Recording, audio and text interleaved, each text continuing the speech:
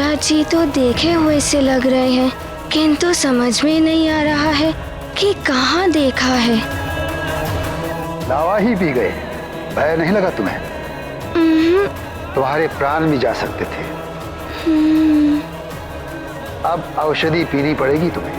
वैद्यराज जी, आप जैसे भी औषधि देंगे, मीठी या कड़वी, मैं पी लूंगा। मुझे इस दशा में देखकर माँ को कष्ट हो रहा है और पिताश्री भी व्याकुल हैं। उनकी व्याकुलता समाप्त कर दीजिए बस।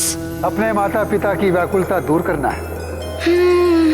मेरी औषधि तुम्हें स्वस्थ कर देगी।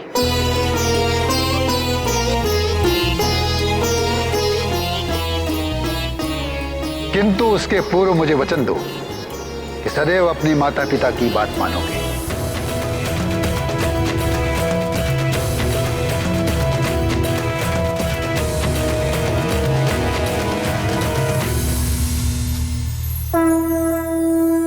मैं वचन देता हूँ।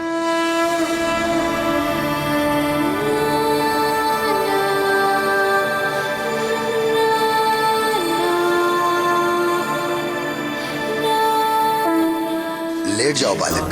महाबली हनुमत की रुचिकर लीला राम भगत की। जय जय जय रघुनंदन राम, जय जय जय महाबली हनुमान। मूल ने हर लिया अंश का ताप, जटा के जल से करते उपचार। अद्भुत लीला शिव शक्ति की, हर लिया अंश का सब विकार। मात और पिता है भावुक, देख कर हनुमान आगत ताप। हनुमान है अब ताप रहित, रहे निरोगी अंजन पुत्र का शरीर। ये गाथा महाबली हनुमत की, रुचिकर लीला राम भगत की। जय जय जय रघुनंदन राम, जय जय जय महाबली हनुमान।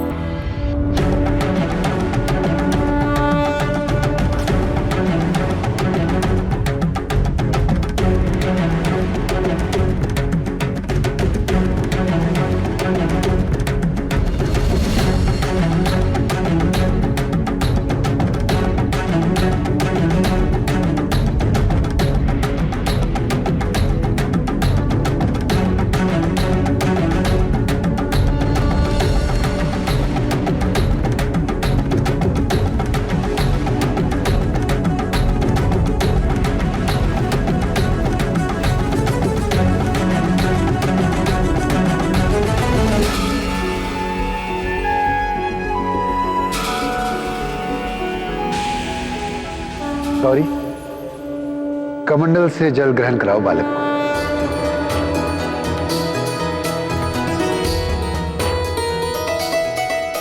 ग्रहण करो इसे।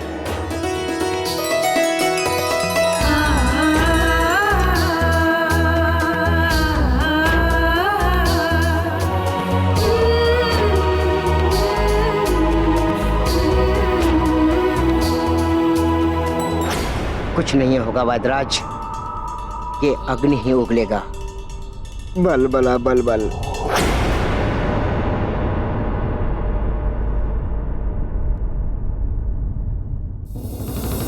बच लो अतिबल, कहीं तुम ही न फंस जाओ। कहीं तुम्हें ही अग्नि लग गई तो।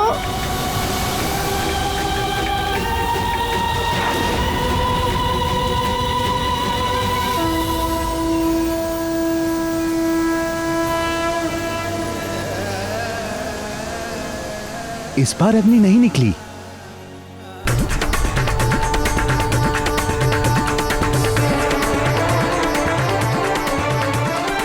अग्नि बुझ गई, देह का ताप शांत हो गया। ताप शांत हो गया।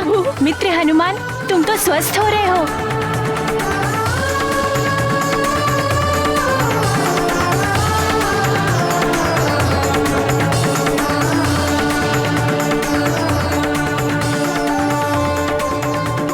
और पिलाइए ना ये मधुर जल। मैं शीघ्र ही स्वस्थ हो जाऊंगा। माँ की चिंता भी दूर हो जाएगी।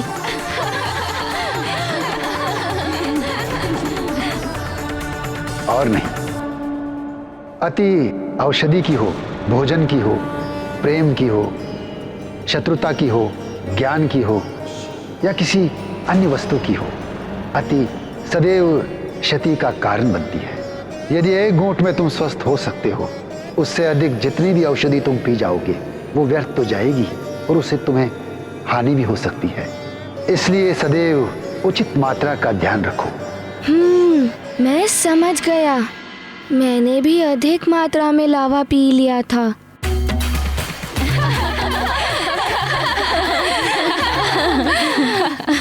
लावा कोई पीने का पदार्थ नहीं है बालक। गौरी, तनिक इसका ताप तो देखो। रुक जाइए।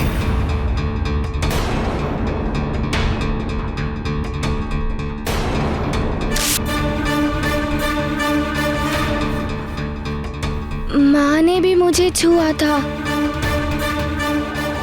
उन्हें भी हाथ में ताप लग गया था। कहीं आपको भी? मुझे कुछ नहीं होगा बालक।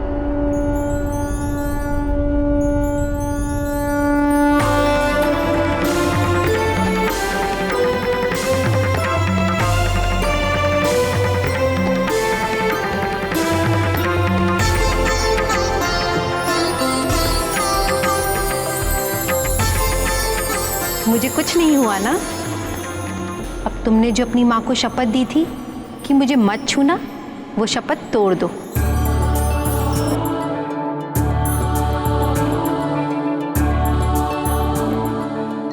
अब आप अपने पुत्र को स्पर्श कर सकती हैं।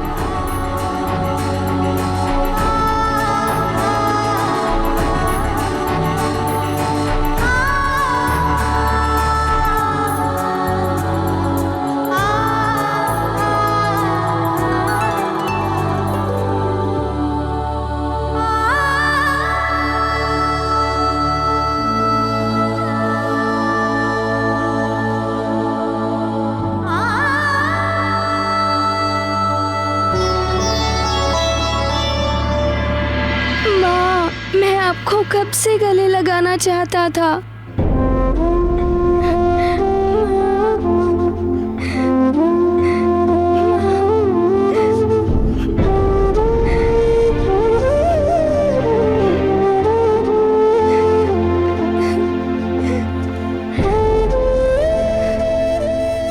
वैद्यराज जी, आप तो हमारे पुत्र को मृत्यु के मुख से खींच लाए हैं।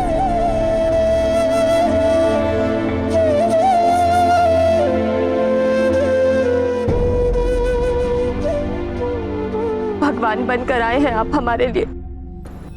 अब बालक को विश्राम की आवश्यकता है, इसे सोने दीजिए। प्रातः तक ये पूर्णतया स्वस्थ हो जाएगा। आपके लिए हम जो भी कर सकें वो कम होगा वैद्यराज जी।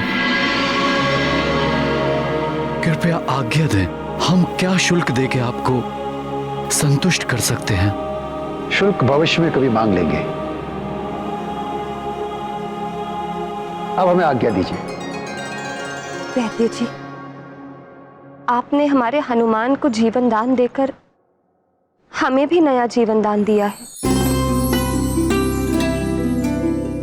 आपके शुल्क के लिए मैं अपने पल्लू में गांठ बांध लेती हूँ।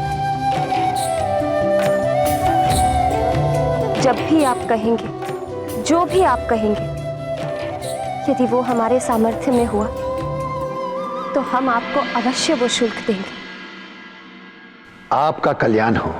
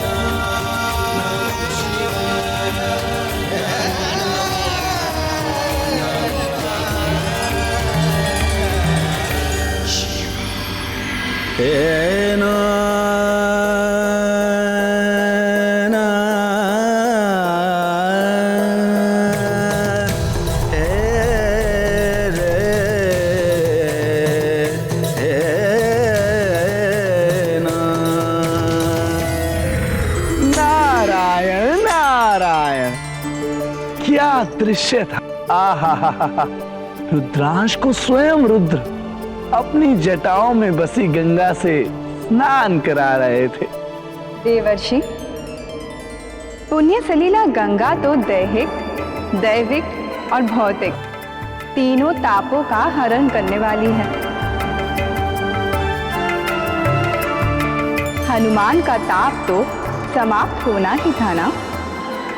और देवर्षि, आपने देखा नहीं, आज तो महादेव हनुमान को स्नान करा के ऐसे आनंदित हो रहे थे जैसे स्वयं पिता अपने पुत्र को स्नान करा के आनंदित होता है। हाँ प्रभु, पहले स्नान कराया, फिर माता महेश्वरी ने कमंडल से अमृत पान कराया। हनुमान, तुम्हारे जैसे भाग्य तो किसी के नहीं है। नारायण नारायण।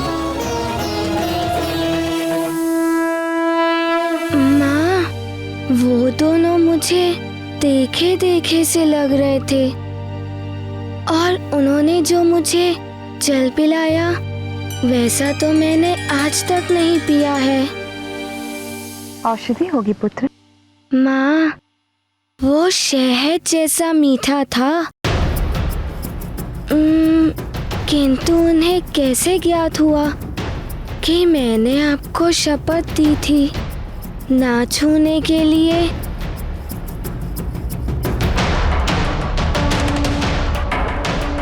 अब तुमने जो अपनी माँ को शपथ दी थी कि मुझे मत छूना, वो शपथ तोड़ दो। अब आप अपने पुत्र को स्पर्श कर सकती हैं।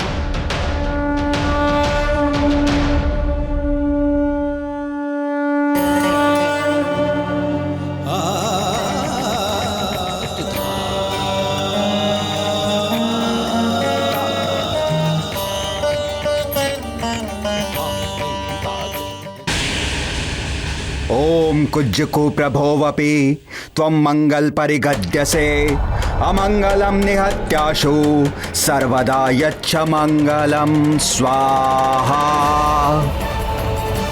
स्वाहा।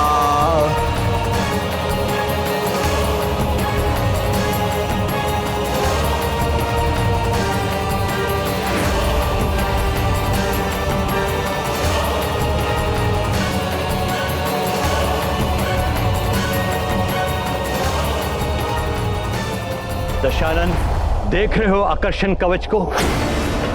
मेरे तपोबल ने प्रभाव दिखाना आरंभ कर दिया है। हाँ गुरुदेव, देख रहा हूं।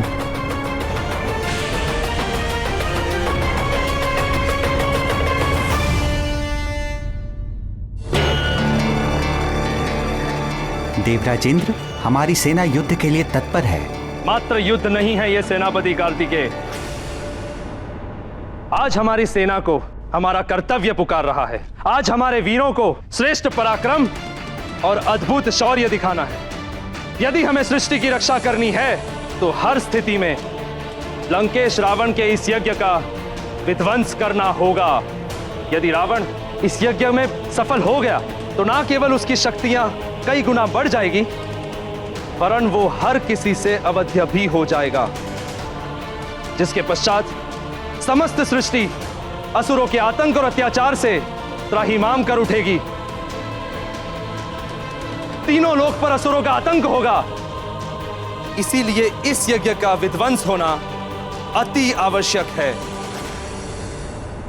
जी देवराज, हमारी सेना किसी भी कठिन चुनौती से निपटने के लिए तत्पर है। केवल आपके आदेश की प्रतीक्षा है देवराज इंद्र।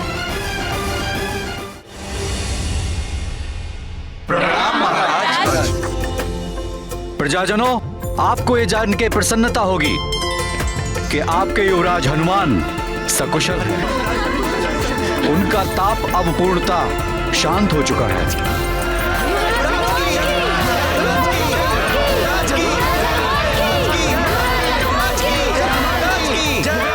सेनापति, इन वैदराज को तो कभी देखा ही नहीं अपने नगर में। पता नहीं कहां से आए थे। हाँ महाराज, हमें आग्रह करना चाहिए कि वे हमारे नगर में ही बस जाएं। प्रणाम महाराज। महाराज, मैं भी उनसे यही आग्रह करने के लिए बाहर गया था, किंतु वे कहीं दिखाई ही नहीं दिए। मुझे तो लगता है ईश्वर स्वयं आए थे मेरे पुत्र का उपचार करने। हे महादेव, हे कृपा निधान, आपको कोटि कोटि नमन।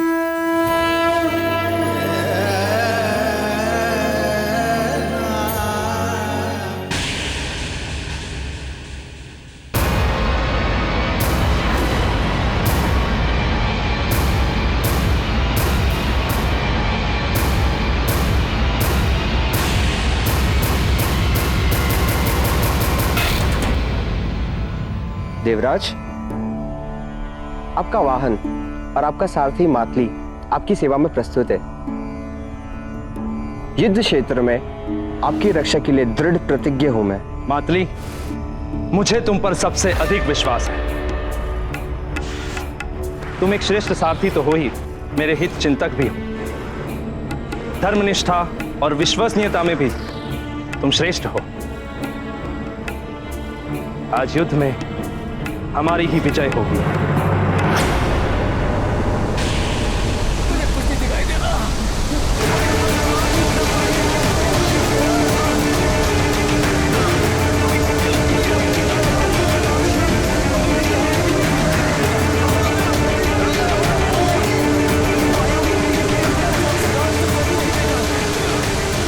ये अकस्मात क्या हो रहा है? कुछ दिखाई भी नहीं दे रहा है।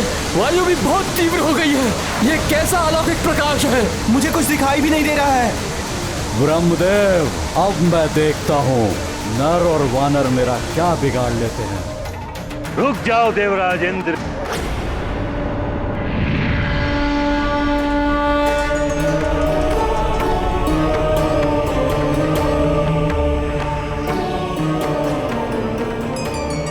प्रणाम परमपिता ब्रह्मदेव, किंतु आप मुझे रावण का यज्ञ विध्वंस करने से क्यों रोक रहे हैं? देवराज, वो प्रयास करना ही व्यर्थ है जिसका असफल हो जाना निश्चित है। पराजय तो मिलेगी ही, हास्य के पात्र भी बनेंगे आप। रावण ने घोर तपस्या करके मुझसे वर मांगा था कि देवताओं से अवध्य रहेंगे, और मेरा वरदान कभी निष्फल नहीं होता। मात्र नर एवं वानर ही उनका वध कर सकते हैं। नर रूप में विष्णुदेव एवं वानर रूप में रुद्रांश का जन्म हो चुका है। मुझे तो यह सब ज्ञात है परमपिता, किंतु यदि रावण का यज्ञ सफल हो गया, उसका रक्षा कवच सिद्ध हो गया, तो वो नर और वानर के लिए भी अवध्य हो जाएगा। विधि के विधान को कोई नहीं बदल सकता। समय तो अपना कार्य करेगा ही। मेरा आपसे परामर्श ही नहीं, आदेश भी है कि आप रावण के हवन में विघ्न डालने का प्रयत्न भी ना करें। किंतु ब्रह्मदेव। देवराज, परमपिता ब्रह्मदेव उचित ही कह रहे हैं। लंका पर आक्रमण करने से आपको कोई लाभ नहीं होगा।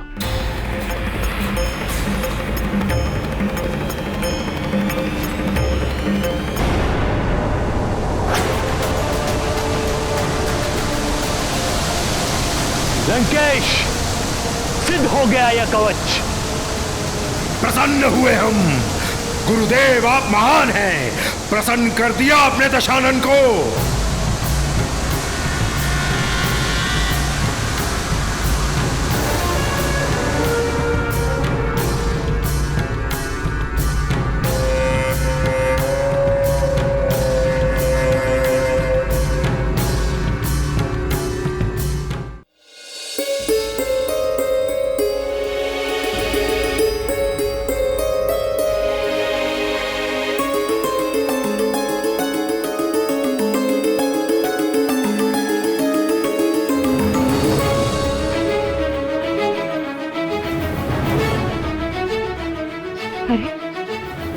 हनुमान कहाँ चला गया?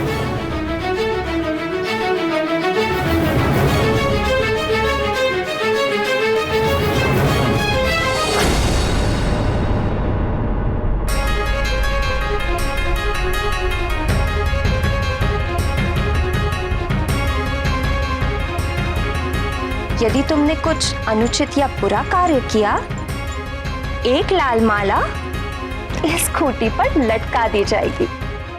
तो तुम समझ गए पुत्र कि तुम्हारा ज्वालामुखी को अप्राकृतिक रूप से रोकना अनुचित था।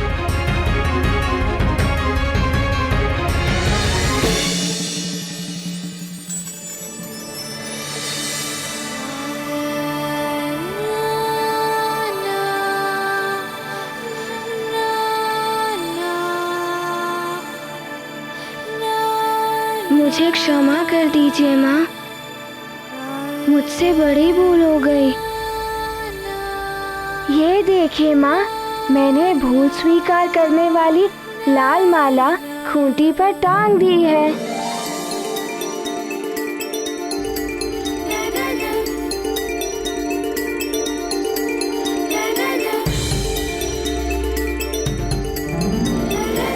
पुत्र, जो भी करना हो सोच विचार कर करना चाहिए। ज्वालामुखी का फूटना प्राकृतिक प्रक्रिया है। प्रकृति के कार्य में हस्तक्षेप करने से संकट उत्पन्न होते हैं, किंतु तुमने तो बिना विचार किए उसके प्रवाह को रोकने का प्रयास किया। वो मेरी भूल थी माँ।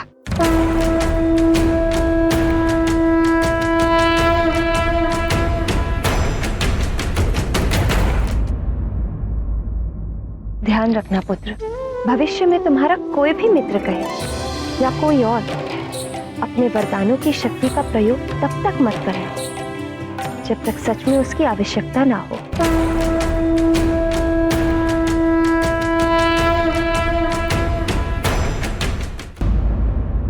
ध्यान रखना पुत्र, भविष्य में तुम्हारा कोई भी मित्र कहे या कोई और अपने वरदानों की शक्ति का प्रयोग तब तक मत करना जब तक सच में उसकी आवश्यकता ना हो।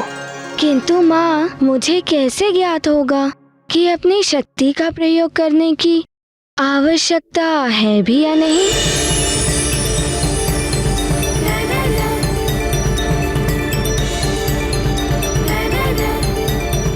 आओ, मैं बताती हूँ।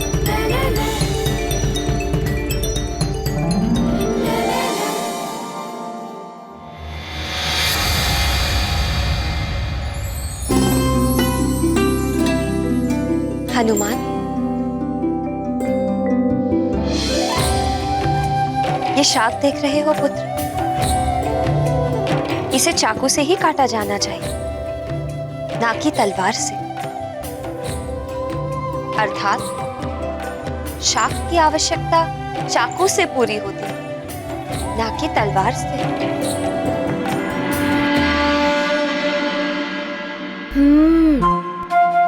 मैं सब समझ गया माँ। चलो।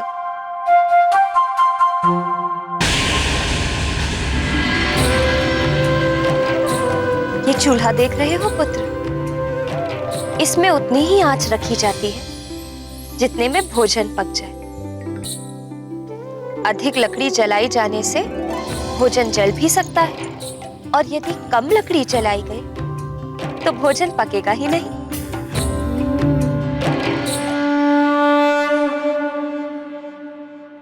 मैं समझ गया माँ।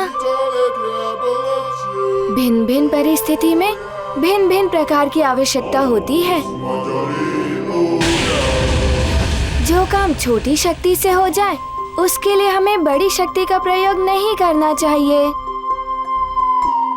हाँ पुत्र, जो काम तुम सहजता से कर सकते हो उसके लिए वरदान की शक्तियों का प्रयोग करना अनुचित है। यदि किसी के प्राण संकट में हो या कोई दुर्घटना घटने वाली हो या प्रजाजन संकट में पड़ गए हो, तब तुम अपनी वरदान की शक्ति का प्रयोग करो, और वो भी उसके परिणाम के विषय में सोच विचार करके पूर्ण समझदारी के साथ।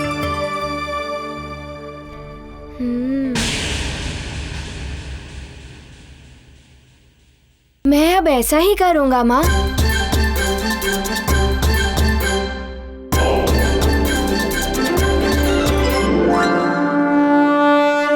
बल बला बल बल, सोच विचार करोगे हनुमान। अब मुझे तुम्हारी शक्तियां देखने के लिए कुछ बड़ा ही करना पड़ेगा। बल बला बल बल। लंकेश, अब ये कवच सिद्ध हो गया है। लंकेश, ये कवच तुम्हारी रक्षा के लिए प्रस्तुत है। इसे धारण करते ही तुम अवध हो जाओगे। नर और वानर कोई भी तुम्हारा वध नहीं कर सकेगा। अब ये सारा संसार तुम्हारे चरणों में होगा। इसे धारण करते ही तुम तीनों लोगों को भी धारण करने योग्य हो जाओगे।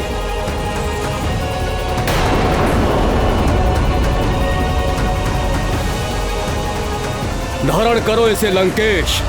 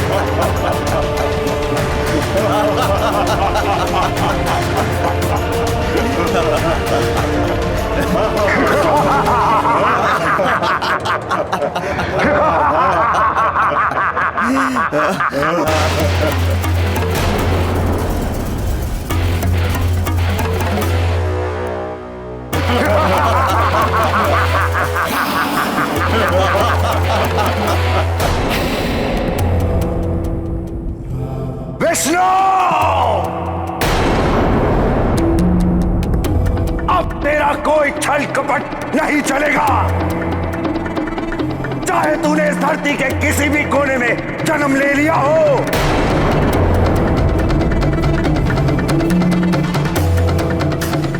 चाहे तुम सारे देवता मिलकर उस तुच्छ वानर बालक को जितनी चाहे शक्तियां दे दो, अब मेरा कोई आयत नहीं कर सकता।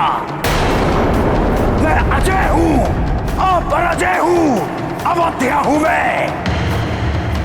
मुझे कोई परास्त नहीं कर सकता। सुना तूने विष्णु? मुझे कोई परास्त नहीं कर सकता।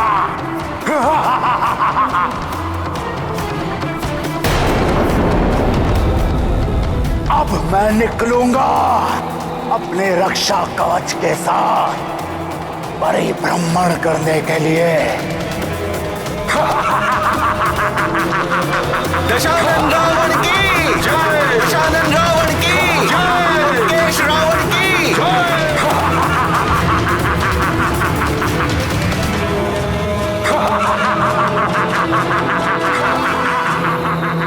क्या कोई सदैव अपराधी रह सकता है? कुछ स्थायी नहीं है संसार में। समय परिवर्तनशील है। सब कुछ समय के अनुसार परिवर्तित होता रहता है। किंतु हां, भक्ति कभी परिवर्तित नहीं होती। भक्ति से आंतरिक शक्ति प्रबल होती है। वो शक्ति आत्म त्याग के लिए प्रेरित करती है। और जब मनुष्य सच्चा आत्म त्याग करता है, तभी उसकी आत्मा ईश्वर के प्रति पूर्णतः रूप से समर्पित हो पाती है। किंतु स्वामी, आत्मत्याग बहुत ही कठिन साधना के द्वारा ही संभव होती है। हाँ मित्रविंदा, किंतु जिसने ये कठिन साधना कर ली, उसे ना तो मृत्यु का भय रहता है और ना ही स्वर्ग के सुख की कामना। अजय हो जाता है वो। उसकी देह तो पराजित हो सकती है, किंतु आत्मा नहीं। इसीलिए रावण या अन्य मनुष्यों की भांति भय, वासना और लालच के नाम पर बाहरी सुरक्षा कवच ढूंढने के स्थान पर आंतरिक सुरक्षा कवच की सिद्धि करनी चाहिए, जो आत्मा को सुरक्षित करती है और उसकी सिद्धि तभी होती है जब आत्मा भक्ति भाव के साथ परमात्मा के प्रति पूर्ण रूप से समर्पित हो जाती है। अरे वाह, इतने सुंदर उपहार, नए नए अंग वस्त्र, नए आभूषण।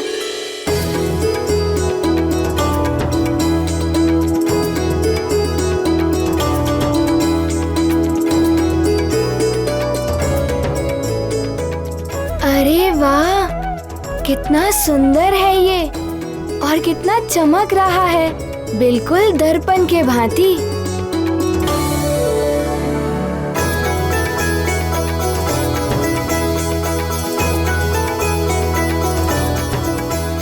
माँ, ये कितना सुंदर है, मुझे बहुत अच्छा लगा। माँ, मैं इसे अभी पहन लूं? अभी नहीं पुत्र, समय है अभी। पहले तुम्हारा राज तिलक होगा, तुम युवराज बनोगे तब। नानी, युवराज तो मैं अभी भी हूँ ही ना। सब मुझे युवराज कहते हैं। युवराज बनने के लिए उत्सव का आयोजन क्यों? पुत्र, इस उत्सव में तुम्हें विधिवत युवराज घोषित किया जाएगा और उसके बाद तुम्हारे कुछ नए कर्तव्यों का आरंभ होगा। तुम्हारे उत्तरदायित्व भी बढ़ जाएंगे। जानते हो ना, कर्तव्य और उत्तरदायित्व का अर्थ क्या होता है? हाँ नानी जी, मुझे सब ज्ञात है। चक्रासुर के समय में भी मैंने अपना उत्तरदायित्व निभाया था और ज्वालामुखी के विस्फोट के समय भी मैंने अपना कर्तव्य निभाया था। पुत्र हनुमान, वीरता और युद्ध ही कर्तव्य नहीं होते युवराज बनने के लिए, प्रजा के हित का भी ध्यान रखना होता है। रणनीति से लेकर राजनीति तक सबका ज्ञान होना आवश्यक है युवराज बनने के लिए। इतना सब कुछ? हाँ पुत्र, कृषि का प्रबंध, उद्योग और व्यापार की व्यवस्था, संगीत, साहित्य, कला, नाट्य का प्रबंधन, यही नहीं धर्म, कर्म और यज्ञ, ये सब कुछ तुम्हें सीखना और समझना होगा पुत्र।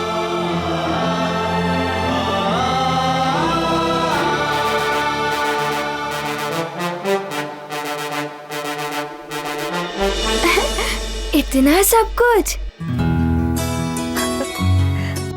हाँ पुत्र, अपने आचरण और कर्मों से तुम्हें प्रजा के लिए आदर्श बनना होगा। प्रजा का संरक्षण और जन कल्याण तुम्हारा प्रथम कर्तव्य और परम लक्ष्य होना चाहिए।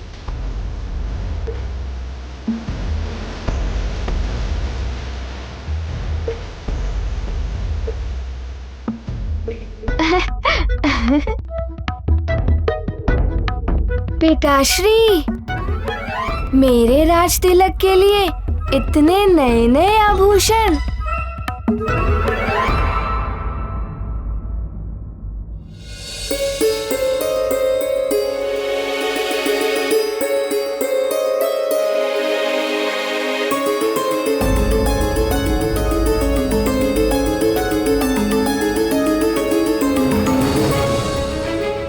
अंजना, इतनी उदास क्यों हो? संस्कार, समझ और अनुभव कोई औषधि नहीं है जो घोलकर पिला दी और बालक को ज्ञान प्राप्त हो गया। हमें निरंतर प्रयास करना होगा और देखना हमारा हनुमान शीघ्र ही सब कुछ सीख जाएगा। माँ, मैं ये सब अपने मित्रों को दिखाऊं? उत्सव में तो सब देख ही लेंगे ना।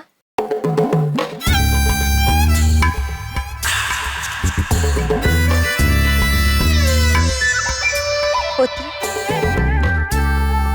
मैंने तुम्हें समझाया था ना, किसी भी प्रकार का दिखावा करना अनुचित है। वस्त्र आभूषण हो, धन संपदा हो या शक्ति बल, किसी भी प्रकार का अनावश्यक दिखावा नहीं करना चाहिए पुत्र।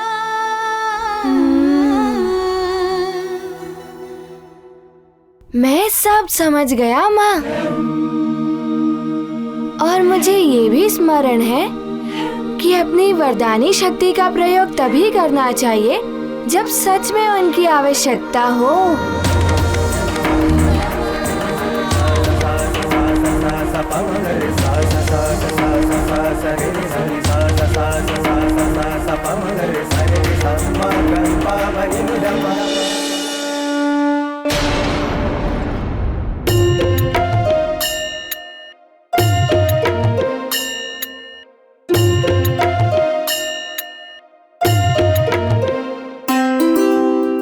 कितना श्रृंगार करोगी उर्वशी? होना तो वही है जो नित्य होता है। हम नृत्य करेंगे, देवराज इंद्र कुछ प्रशंसा के बोल बोलेंगे, बस। रंभा, आज उर्वशी देवराज इंद्र को अपने सौंदर्य और नृत्य से मंत्र मुक्त करने वाली है। देवियों, देवराज इंद्र ने सूचना भिजवाई है कि आज दरबार में होने वाला नृत्य स्थगित किया जाता है।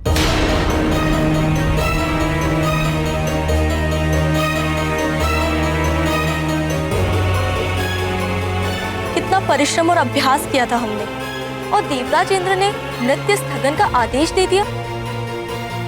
ऐसा क्यों किया देवराज इंद्र ने? मुझे तो इसकी आशंका पहले से ही थी। रावण के कारण ही देवराज खिन्न भी है। वो तो सेना तक लेकर निकल पड़े थे युद्ध करने को। हमें देवराज से भेंट करनी चाहिए। नहीं चित्रा, इस समय उनसे नृत्य आदि की बात करना अनुचित होगा। स्वर्ग की महारानी शची पधार रही हैं।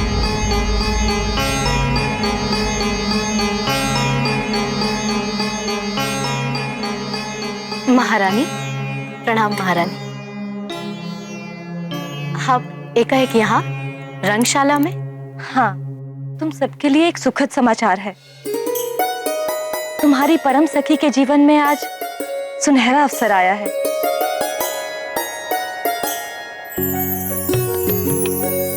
आप किस सखी की बात कर रही हैं महारानी? पुंजिक स्थला की उर्वशी, जो अब धरती लोक में हनुमान की माता अंजना है। आज अंजना के पुत्र हनुमान को अल्पायु में ही युवराज के पद पर सुशोभित किया जा रहा है। अच्छा, आज तो सचमुच ही पुंजिक स्थला अर्थात अंजना के जीवन का सबसे सुखद दिन है। हाँ उर्वशी, बड़ा ही चमत्कारी और दिव्य बालक है वो, और अंजना भी संसार की श्रेष्ठ माताओं की गणना में आ चुकी है। चलो अच्छा ही है, पृथ्वी पर जाकर ही सही कुछ तो श्रेष्ठता मिली उसे, अन्यथा स्वर्ग में तो वो एक साधारण अप्सरा थी।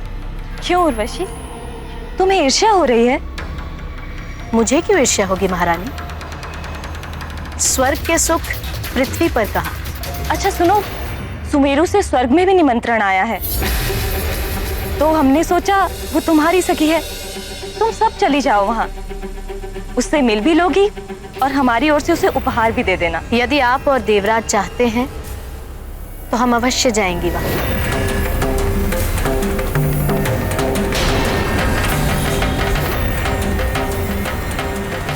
महाबली, उद्भट योद्धा पंपासर नरेश पधार रहे हैं।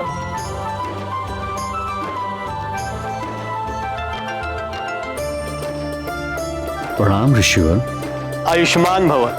आपका स्वागत है। देवगुरु बृहस्पति पधार रहे हैं। पितामह, आपका स्वागत है।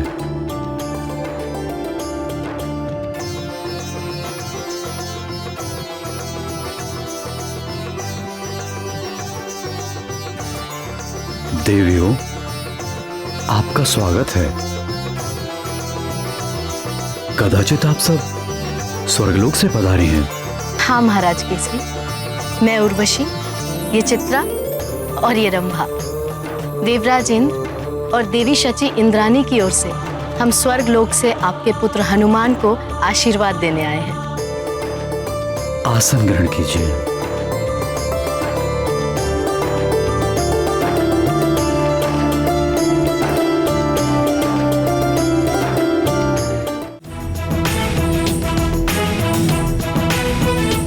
महाराज केसरी की जय, युवराज हनुमान की जय, युवराज हनुमान की जय, युवराज हनुमान की जय, अंजनी पुत्र हनुमान जी की जय, पवन पुत्र हनुमान की जय, पवन पुत्र हनुमान की जय, पवन पुत्र हनुमान की जय।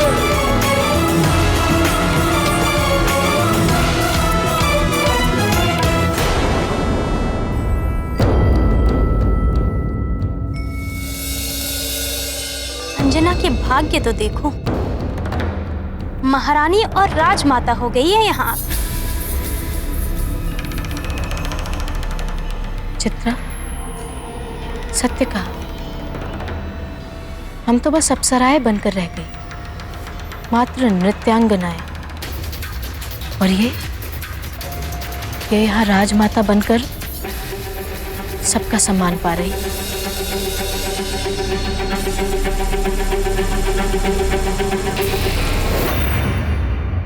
अब हमें विधान आरंभ करना चाहिए। अब युवराज अभिषेक का विधिवत श्री गणेश करते हैं। श्री गणेश,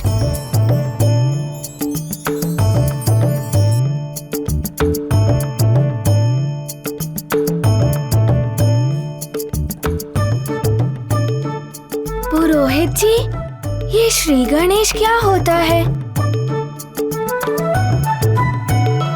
ओम अपवित्र पवित्रो वा सर्वावस्थां गतोऽपि वा यस्मरेत् पुण्डरीकाक्षं स पाभ्यन्तरः शुचिः ब्रह्मा मुरारी त्रिपुरान्तकारी भानु शशि भूमिसुतो बुधश्च गुरुश्च शुक्र शनि राहु केतव सर्वे ग्रहा शांतिकरा भवेतु। सर्वमंगल मांगल्ये शिवे सर्वार्थ साधिके शरण्ये त्र्यंबके गौरी नारायणी नमोस्तुते। ओम दुग्धं समर्पयामि, ओम घृतं समर्पयामि, ओम तिलं समर्पयामि, ओम पुष्पं समर्पयामि।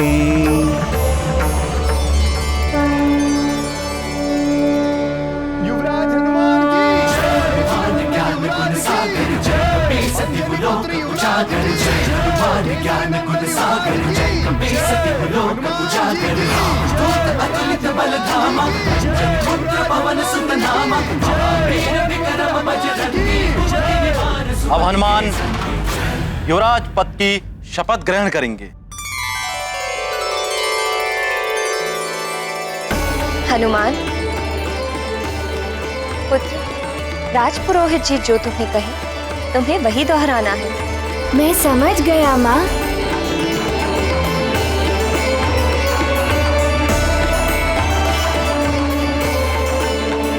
मैं सुमेरु महाराज केसरी और राजमाता अंजना पुत्र हनुमान युवराज पद की शपथ लेता हूँ। मैं सुमेरु महाराज केसरी और राजमाता अंजना पुत्र हनुमान युवराज पद की शपथ लेता हूँ। मैं प्रतिज्ञा लेता हूँ अपने पद की मर्यादा और गरिमा का ध्यान रखूंगा। मैं ये प्रतिज्ञा लेता हूँ कि अपने पद की मर्यादा और गरिमा का ध्यान रखूंगा।